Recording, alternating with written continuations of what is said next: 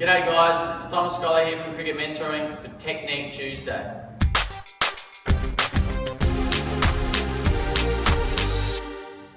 Something that we're asked about quite a lot is trigger movements. Should I have a trigger movement? Why do people have a trigger movement? Why does someone have a forward press? Why do they go back and across? Now, trigger movements are a unique or an individualized thing. Every single person is different, and some people do it and some people don't. Personally, I've never had a trigger. My trigger, I like to stay still with my feet, and my trigger is I like to tap my bat just before the ball's bowled. So my feet don't move, but I tap my bat to get some rhythm. Some people like to start up nice and still, others tap and move, others start up here and move. It's all about trying to work out what's best for you. Now, you might notice on TV some players do some things and then another time they do something different. So the very best players are adaptable. What I mean by that is they're able to change their game plan and their technique to match their game plan depending on the situation. So in India, quite a few players have a small sort of forward press, and that is there to get their feet moving. So the trigger is designed to get your feet moving.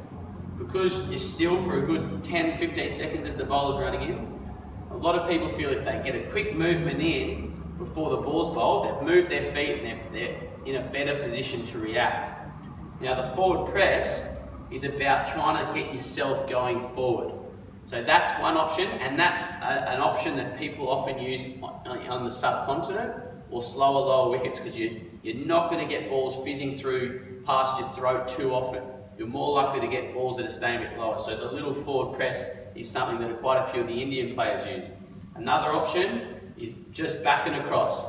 Standard back and across, and this is something that Steve Smith started to do, and he talks openly about how he felt like he was struggling to get back, and he felt like getting this small little trigger, and he did it at the WACA in the Ashes, and he went on to score 100 that day, and he said he's done it ever since.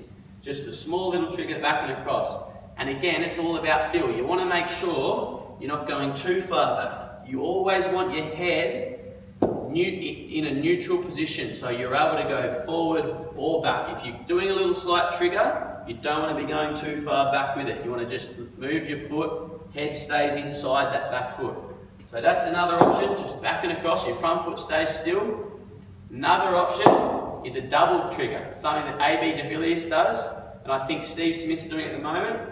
Back and forward, a little trigger, back and forward. Or the reverse is, some people do, forward, back. But again, I think Amla might do that way, but again, it's all about what works for you. It's great to model yourself on the best players, but sometimes what they do isn't going to work for you. So you've got to have a little play around and a little experiment here and there, and I suggest doing it maybe in your off season or in your practice sessions, not in a game, certainly not in a game. Work out what works for you. Just be aware that when you're doing a trigger movement, you're obviously moving across your stumps, so you've got to be very aware of where you are in relation to your stumps. You don't want to start on leg stump and think you're moving across to middle and off and leave a ball and it hits off stump because you've only really moved across to middle and leg.